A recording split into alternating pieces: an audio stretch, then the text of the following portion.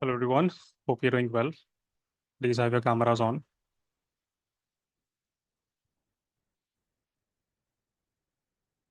Now, how is this new season treating you? I think we picked up the pace yesterday. So how's it going so far? See, I have no other option left. I have to ensure that we wrap up the syllabus, when we have adequate amount of time for your prelims preparation. You will have a lot of advantages thereafter. And therefore, we have to extend the duration of classes. More work for me. But so far, how is it going? The new season. Thoughts, anyone? Loving the IR, hating the IR?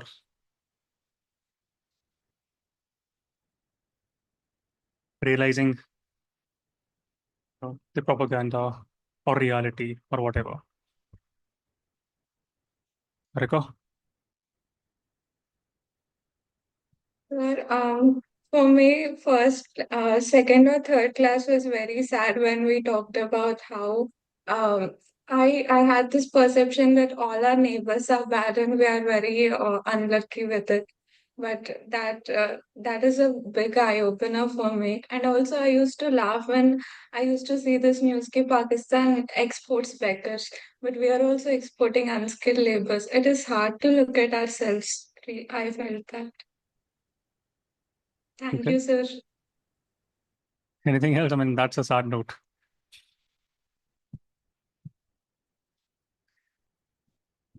See, of course, things will improve. It's a transition.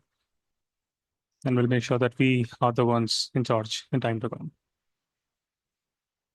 India is a young nation. But look at the cabinet. They all should be in Margdarshak Mandal.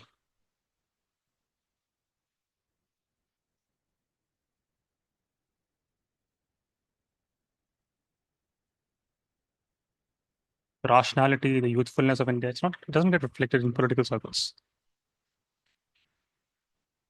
Rajshri, did I make you sad as well?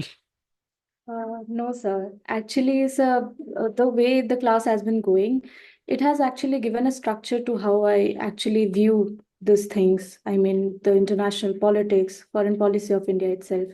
Although I have already studied in college, but it was more of through a theoretical lens, not interconnecting with the current policies of the government or how the relations are working on the international arena. And so far, I'm loving it because, of course, I had some certain viewpoints about how the politics is working out there. But I think these classes are giving me a structured approach to how I actually process things, viewing the same thing from idealist lens or maybe through classical realism or neorealism. So yeah, it's giving me a diverse perspective. And secondly, it's testing my comfort zone because earlier I am like not just earlier but till yesterday it was like I will study for only like 2 hours straight.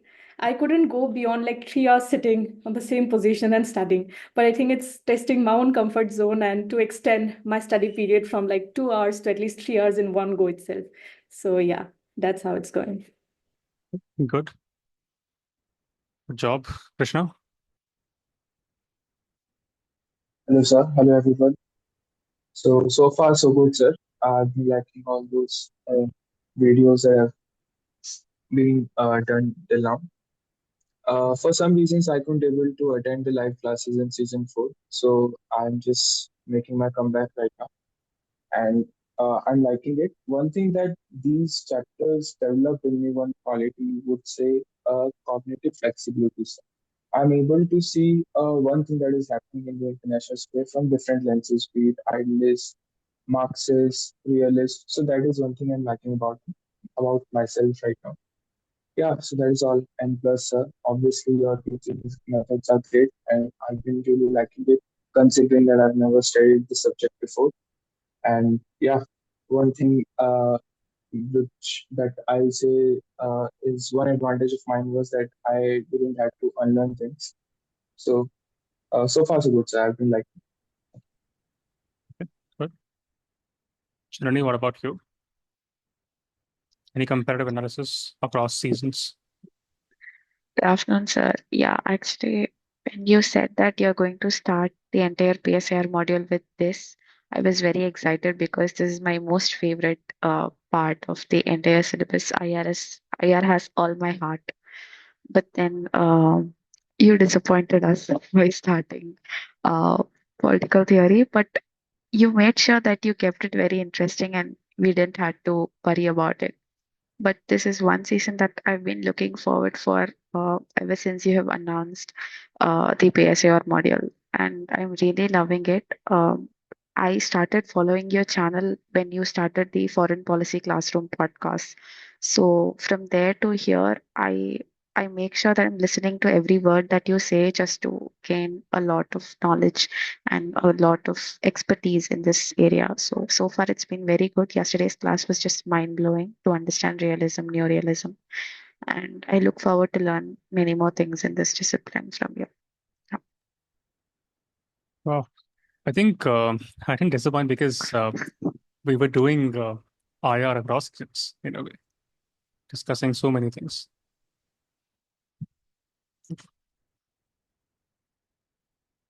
You gone down to Zimbabwe, did all that. But okay, good. Real, after you. Good afternoon, sir. So far I'm loving it more than the paper one. So I is going more interesting and opening more lenses to study the IR. And I can relate it better with the contemporary world. So my understanding in IR is developing better than the political theories and paper one. So I'm loving it. Okay, good. Myra, is that the case with you as well? Yes, sir. IR is the best part. And I really love IR because also yesterday, also when we were discussing examples, the same examples I could consider with so many different lenses. Like I could put the same example of, like, for example, we discussed China example, same from neo-realism and realism. Also, I remember in GS classes when you just initiated the thought of PSIR, you said na how to connect Hobbesian idea to China, and that is when I really thought that I really need to study PSIR from you, particularly IR. So I'm really happy with the IR course now. I thought we will still be studying part A, so now it is really nice that we are studying IR now. Good. Soumya, after you. So I'm really liking IR as well. The comparison with the seasons is also, I saw that when we began realism, there was a linkage to the earlier season. So that's also pretty interesting that we already know the historicity behind IR and realism per se. And one of the interesting things that we discussed in our breakout rooms yesterday was how when we were looking at neo-realists, we talked about survival of the leaders in positions, like all of them were potentially either the first people leading the country or people in jail. So it was a very interesting analogy that you gave us. And yes, sir, so I think it's also much more exciting because every day when we read the newspaper, it's like we can see it play out. So it's really fun to study from you. Great. Thank you. Kundan, after you. I hope you have words this time around. Yes, sir. Hi, sir, and hi, everyone. My views align more with Harika's because this is a very commonly sold story that BJP's government kind of enhanced India's reputation internationally and globally, and all that myth, like you broke all that myth and gave us the real perception of how behind all that, narrative, the work, the real diplomacy was failing. So that was kind of eye-opener. The purpose is not to break myths. Purpose is to ensure that you know the reality, and then you can work on the foundations, ensure that India achieves the true glory, not just on papers, but in practice. So, of course, the truth could be pretty harsh, but that's the truth. So today we are going to complete our study of approaches in international relations. tell me, what all approaches have we studied so far?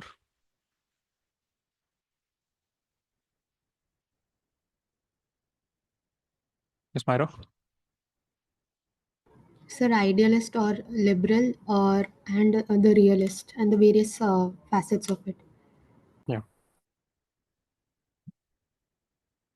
So we spent substantial amount of time in discussing two very important schools. And that was purposefully done. Why? Because UPSC will test you. These are foundational approaches. Most of the questions will come from those approaches.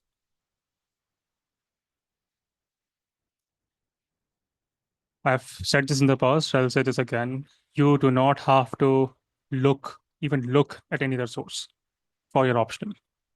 You all have many things to focus on. Prelims, general studies, CSAT, maintaining consistency. Last thing I would want you to worry about is where to study for your optional. It's very simple. Each episode is gold. Watch it, revise it, re-revise it. Once you're done with it, after your prelims, you will have a good notebook of all the questions and answers in the ideal sense. Then you will start writing those answers. In every class, we're building answers. And you are doing such a remarkable job. You are building those answers on your own. And that's truly marvelous. Compare your situation to what you were a few months ago. You're able to write such lengthy answers. Many times I see this, that some of you overspeak, and that's a good thing. You have content to speak. You're exceeding the word limit. That's fine. For now, okay, it's totally fine to exceed word limit.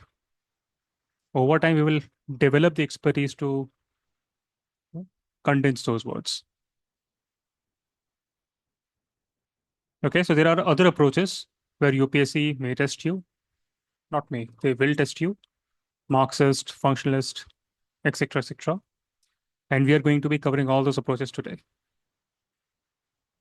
Okay. Today's class, we will be linking it to season 3 of our PSIR. That will happen. So for some reason, if you have not watched season 3, it's fine. Over time, you will realize, you will improve. Don't worry about that. Okay. Please understand these Misfits episodes are the base. My advice again is to rely entirely on these episodes. Just compare whatever we have studied in paper 1 and then look at all the questions in UPSC, all the potential questions in the series. Compare your answers with the answers of toppers.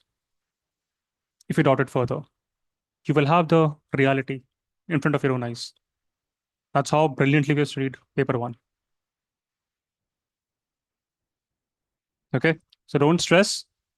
Let's minimize our sources, maximize our revisions, and ensure that we're diligent. We have to ensure one thing, that we should be getting beyond 300 plus in optional. And that is very much a reality. It is possible. And if you're getting 300 plus in our optional, you will see increased score in your GS as well, mains. Because this subject overlaps heavily with your GS. 300 plus in optional will also get reflected in your interviews. Because again, in the interview, similar questions will be asked.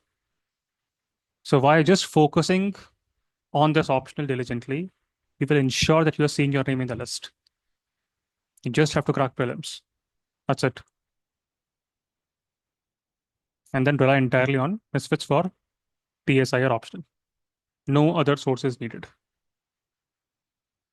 So let's start today's episode with a very interesting video. Watch through it and let me know your thoughts.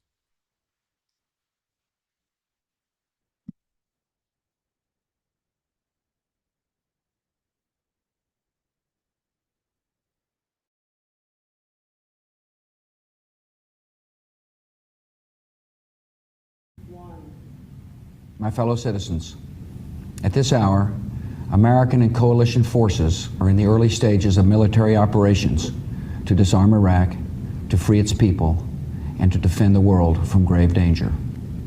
On my orders, coalition forces have begun striking selected targets of military importance to undermine Saddam Hussein's ability to wage war. These are opening stages of what will be a broad and concerted campaign. More than 35 countries are giving crucial support, from the use of naval and air bases to help with intelligence and logistics to the deployment of combat units. Every nation in this coalition has chosen to bear the duty and share the honor of serving in our common defense.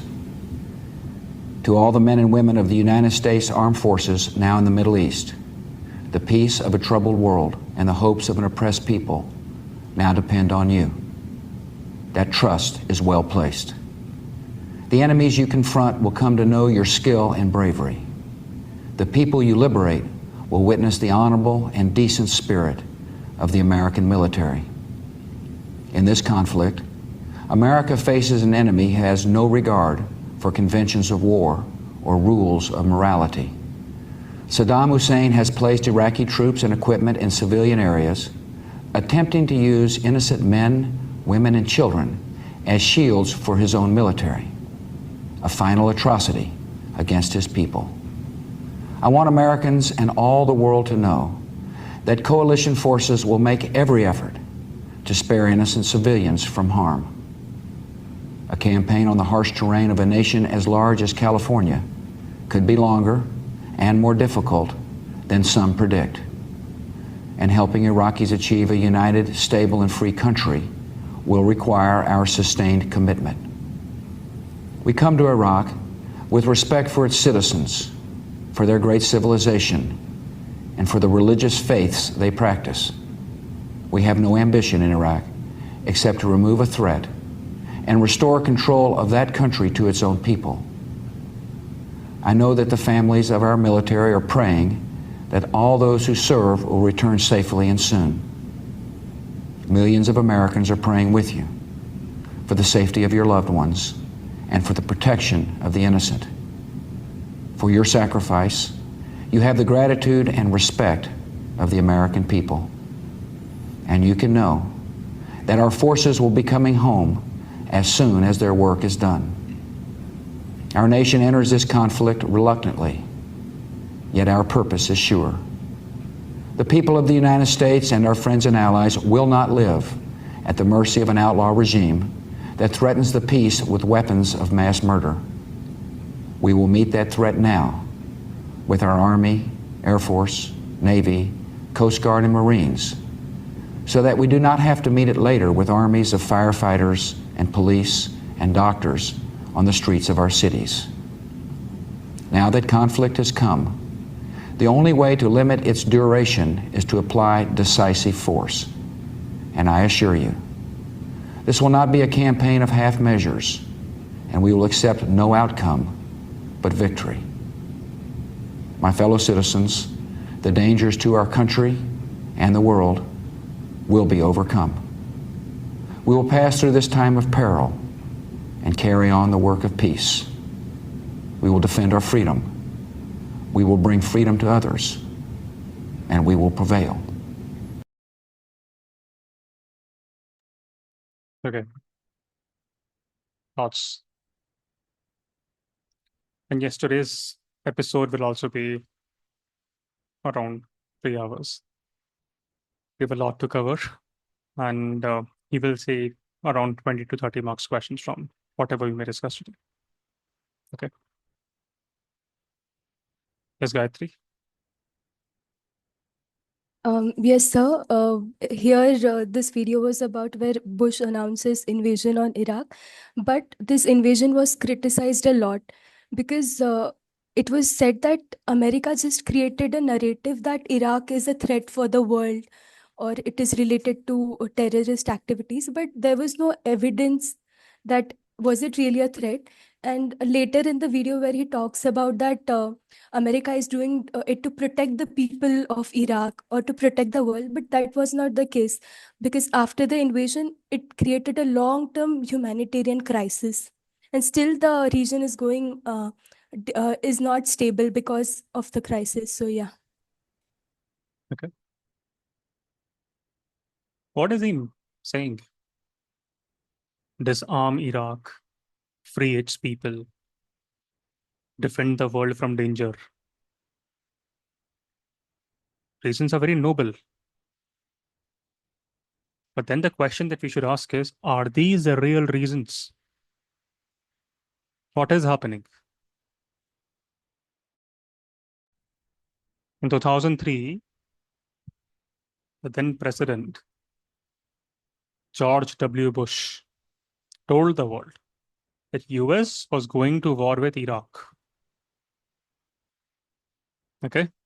US going to war with Iraq. He said it was to disarm Iraq. He said it's to free its people, defend the world from danger. Very heroic, very noble points. Like Ek Bharat Shresth Bharat, Vishwa Guru, Naitik Guru. But let's take a pause. Let's ask a critical question. Are these the real reasons? Or were there deeper motives at play? United States argued that Iraq possessed weapons of mass destruction, WMDs. United States said that this can threaten the world, its existence. Saddam Hussein, his chemical weapons, his nuclear ambitions. And of course, and you also weaved a narrative that he also has connections to terrorism. They wanted the world to believe that Saddam Hussein was preparing to unleash devastations far beyond Iraq's borders. Media, the Gandhi media of the world, echoing the same things. There were HBO documentaries, the way we have Bollywood movies these days. That's how you weave narratives. TV shows. There were news headlines. I can replicate those. I can show you those exact headlines saying that America has solid intelligence, that Iraq has these weapons. But today we know those solid intelligence were nothing. They were not solid. Not even liquid, gaseous, all gas. In 2004, US government itself confirmed no weapons of mass destruction found in Iraq. Intelligence agencies were accused of cherry picking data, ignoring reports,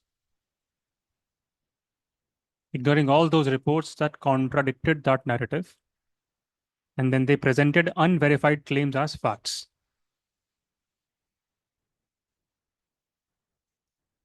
So-called evidence were based on unconfirmed sources, exaggerated reports, manipulated intelligence. I think there was no credible link between Saddam Hussein and Al-Qaeda also. So now the question is, why did they invade Iraq? Women are not, they lived a terrifying life under ISIS. Children did the same. Where is their peace? Iraq was such a major player. And Iraq has been part of that incredible civilization. Mesopotamia, Babylon. So why? Why was it invaded?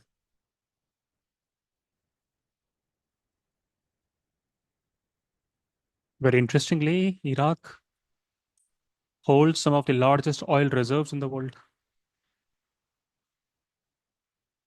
No? In fact, US took control. They shamelessly took control of those oil reserves. American companies were given contracts to manage Iraq's oil resources. They made billions, not millions. They made billions out of that resource. Anyone who thinks like that, that was the reason. oil was the reason. Anyone who thinks like that? Only Krishna? Let me check with others. How do they think? Rituraj, how do you think?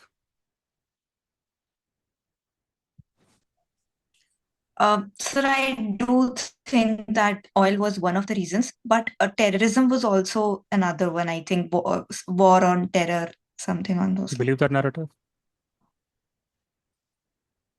So in the hindsight, there are data, facts, reports suggesting that there was no link. US agencies said themselves saying the same. And you still believe.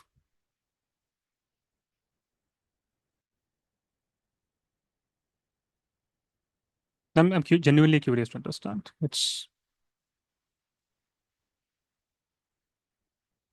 Go on, tell me.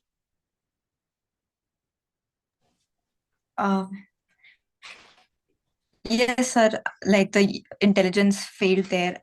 I agree. But I'm not really sure if oil was the only reason. Okay, so what was the other reason? Could be.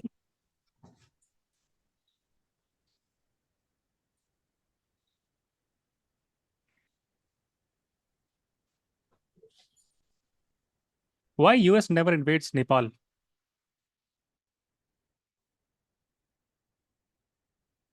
Why it's just Libya or Iraq? Why not Nepal? What's so wrong with Nepal?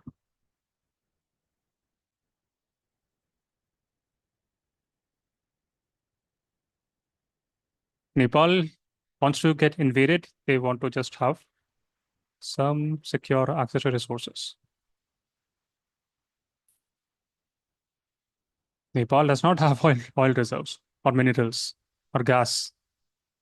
They're not as critical as the regions of West Asia in the global energy politics.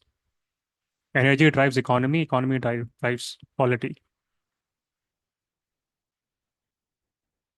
builds the empire. Iraq sits on one of the world's largest oil reserves. Oil becomes not just a resource, but a strategic asset. Oil prices going up, going down, you can have stagflation, inflation, whatnot. And you control such an incredible resource.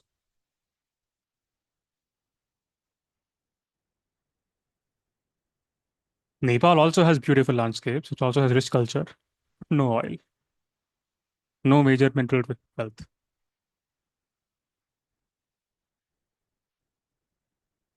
In global politics, resource wealth. It often dictates the level of foreign interventions. If there's nothing valuable to gain, then there are less incentives for powerful nations to intervene because they will get nothing out of it. 2011 Libya, 1960 Congo. Congo also has important resources, uranium, copper. So it looks like in life, it's good to be poor. It'll give you mental peace at least. What will US get by intervening in Nepal? Nothing. Of course, we can argue strategic, location, access to it, but there are other ways to circumnavigate that.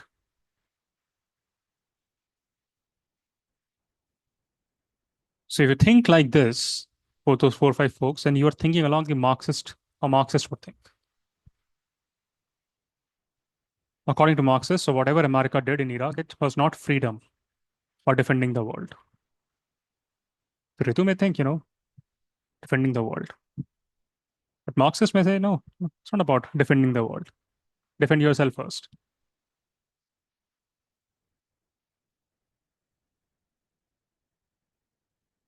Marxists would argue that capitalist nations, they often act in their economic interests,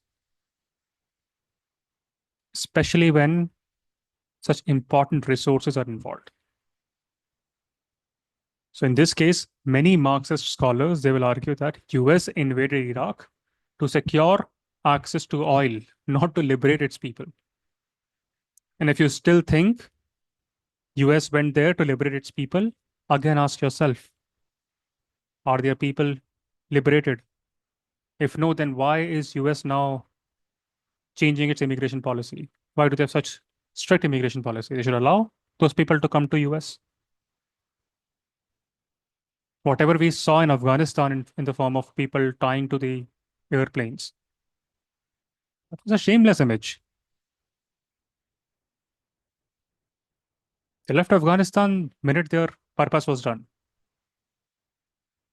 And I'm astounded to see and sense that people still believe in that American story, liberating the people.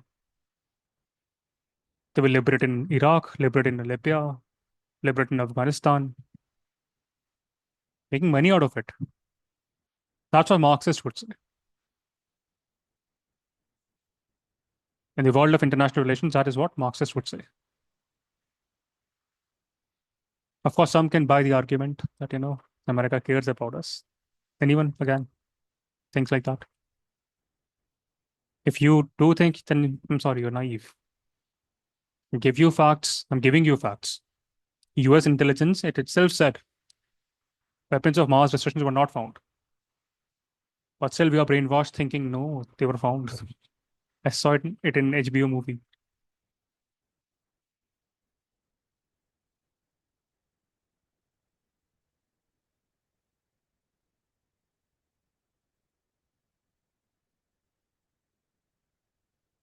So if we take our journey back to season 1, what is Marxist theory based on? Anyone? Ms. Adityan? So it is based on economic determination, sir. Yeah.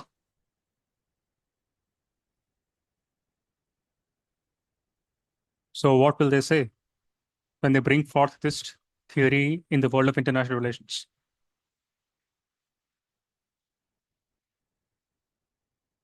How will they analyze in international relations? Ms. Myra? So they would say that certain capitalist countries or the countries who are those who have more resources would exploit other countries which are least developed and have less resources.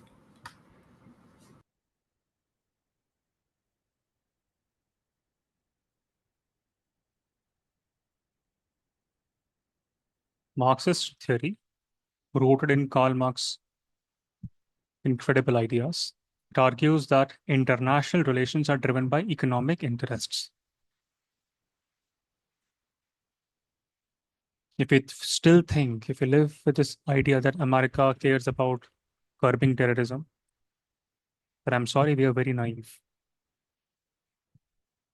America is the reason why terrorism thrives. The military industrial bases make a lot of money. Look at the companies that thrive with conflicts around the world.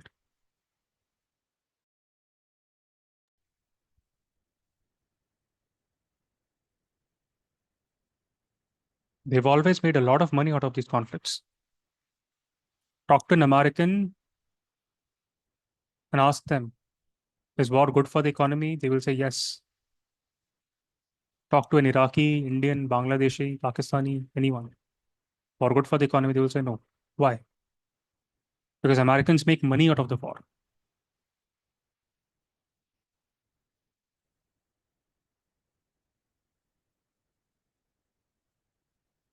They have destroyed Afghanistan.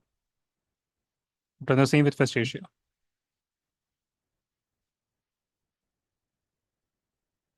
So according to this Marxist theory, world is divided into two main groups.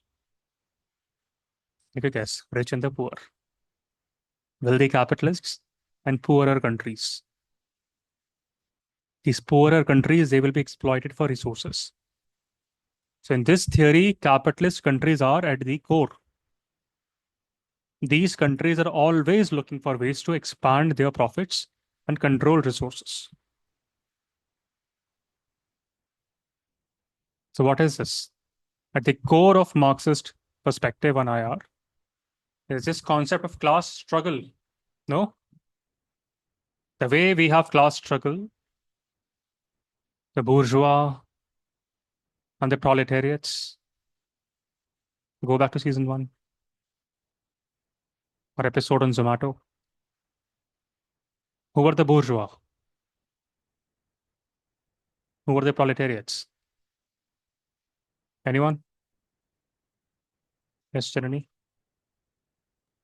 So the bourgeois are basically the corporates who drive They uh, control the the capital, control the control the production. capital, and the proliferates were the workers who were disconnected from their.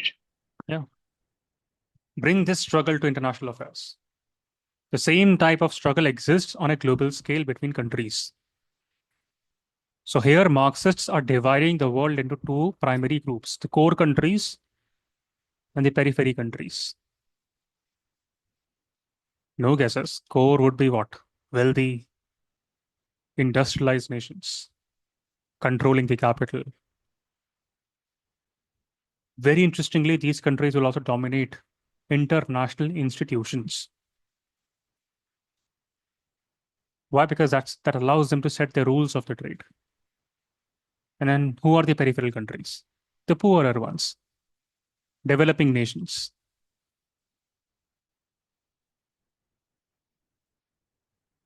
The poorest of all will realize, America is our savior. They're here to safeguard us, promote freedom, liberate us. So if we go back to the Marxist theory, the core and the periphery countries, they mirror the roles of the bourgeois and the proletariats in the national context. Core countries are influencing IMF, World Bank. And that's how they impose policies on peripheral countries. H&M, Zara, Walmart, they have outsourced much of their manufacturing to Bangladesh. Why? Because they care about Bangladesh? They want to liberate people there? Labor laws are weak. Wages are low. Bangladesh's garment workers are some of the lowest paid in the world. Safety is not there. We saw how many died in an episode on globalization. Democratic Republic of Congo. You've heard of it, right? Rich in cobalt. This was a UPSC prelims question. Match the following. Cobalt is used for what? Batteries. Batteries are then used in smartphones, laptops, EVs. With the world moving towards smartphones, laptops, EVs, don't you think, logically speaking, this Democratic Republic of Congo should have been the richest country in the world? Shouldn't that have been the case? If not the richest, at least should have some money. But then what's the reality? Reality is it's one of the poorest countries in the world. Glencore, it's a Western corporation, Chinese companies, they heavily invest in DRC's cobalt mines. But do they share anything with local population? No. Local politicians, yes.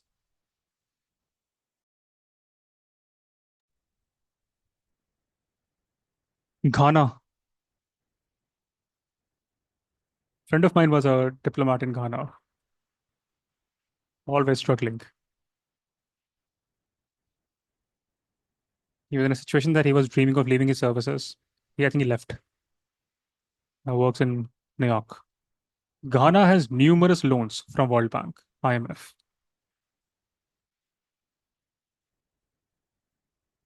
Today, Ghana is forced to cut its government spending on healthcare, education, public welfare. And today, Ghana remains heavily indebted to these institutions. So, what are we seeing? Looks like Marxist idea is not wrong. Looks like international relations are driven by economic interests. No? Anyone who disagrees? International relations driven by economic interests. Look at India. What happened to your ideologies? The world will ask. Why are we dealing with Russia? Economic interests. We want cheap oil, cheap gas. We're aligned on that. That's why we will do it. So, according to this idea, Marxist idea in international relations or Marxist approach in IR, world is divided into two groups: wealthy countries and the poorer countries. Capitalist countries are the wealthy ones, according to their terminologies. They are the core. They're continuously and always looking for ways to expand their profits and control resources. After Iraq, there will be Libya. After Libya, there will be something else. After something else, there will be something else.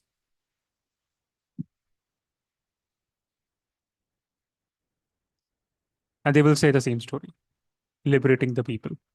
At least that was the story that was sold. Liberate people in Congo, liberate people in Afghanistan, liberate people in Iraq. How many of you remember Immanuel Wallerstein from season 3?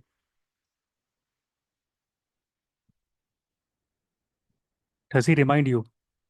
Or does this discussion remind you of him? Immanuel Wallerstein. What did he say? What did he do? Ashri? So he gave the world system theory where he divided the world in like three segments: core countries, semi-periphery, and the periphery. The core countries, they exploit the semi-periphery and the periphery countries especially for their own economic interest and gains. I think in season 3 we had an episode on connected economies. And in that we discussed about Immanuel Wallerstein. It's about India, China, America, Vietnam, Mexico. In his world system theory, Immanuel Wallerstein, he introduced three categories: core, periphery, and periphery. These core countries were wealthy, and advanced nations like the US, Germany, UK. They dominate trade, they dominate technology, they dominate finance. Look, banking jobs are in New York or London. Peripheral countries, they are the poorer ones. They're always in that stage of developing. Africa, parts of Latin America. They supply resources, cheap labor to these core countries. And semi-peripheral, as the name recommends and suggests, they benefit from some resources, but they're still dependent on the core. India, South Africa, Brazil, good examples. Anyone who worked in tech, look at Amazon, look at Google, look at Apple. Where do these companies develop new technologies? In core countries. You will also keep your profits there, like the US. United States hold intellectual property and profits. But where are the data centers or manufacturing? Where are they located? You will always find them in semi-peripheral or peripheral countries. These data centers or low-wage work, it will fuel these companies. Why? Because labor cost is low. Profits will largely go to the core countries. And economic divide will be reinforced. So Marxists, they argue that this setup, where wealth and technology is centered in core countries, whereas periphery provides cheap labor, keeps poorer countries dependent and exploited. So anyone who disagrees,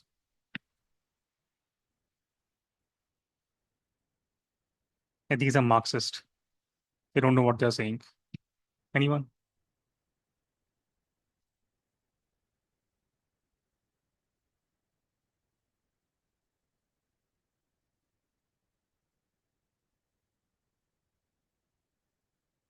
Liberals will disagree. And that's why it's funny. Today in India, people will tell you, you are pseudo-liberal and Marxist. And here there's a core difference between the two. Little knowledge is a very dangerous thing. Use these terms just to showcase what kind of an idiot you are.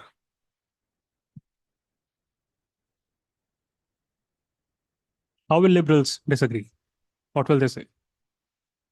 Because what will they say? Unlike those WhatsApp graduates. What do you think liberals or idealists of IR, what will they say? We analyzed them in past few episodes. Anyone? Especially? Good afternoon, sir. So here liberals would argue that the best way to enhance the capacity and the resources of these semi-peripheral and peripheral countries, it is to be self-sufficient and deregulating the market and maximizing their efforts towards a liberalized economy and a more privatized industries.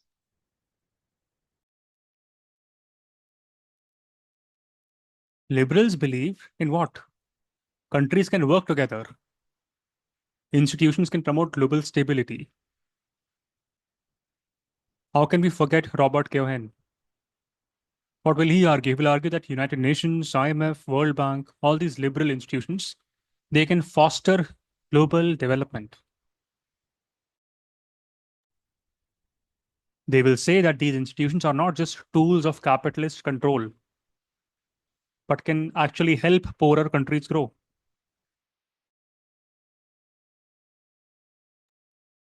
They will say South Korea, look at South Korea, look at Singapore. We'll give those examples. They moved from periphery to core. And how did that happen? It happened because of the support of international investment, international guidance. So these examples, it shows us that dependency is not permanent. These liberals, these idealists, they will say that, ethical norms and cooperation, it's still there in international affairs. They will give examples of Paris Climate Accord. They will say this Paris Climate Accord, core countries, they came in and they shared the burden. But of course, in America will move out of it. But yes, the very fact that deal took place, the Paris Climate Accord, it shows that countries working together for environment, not just for profit. Countries came in, they came together to prioritize shared goals, environment sustainability. They were thinking beyond narrow economic interests. So idealists or liberals, they are questioning Marxist view. No? So why were you not able to think? Studying approaches to international relations. Every argument will have a counter argument. And that counter argument will be based on these theories, these approaches. So please note down one question that you could be asked. How does the Marxist approach explain contemporary international relations?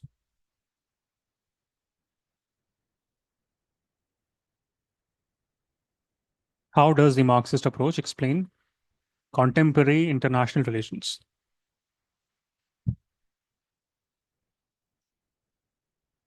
First things first, understand the question.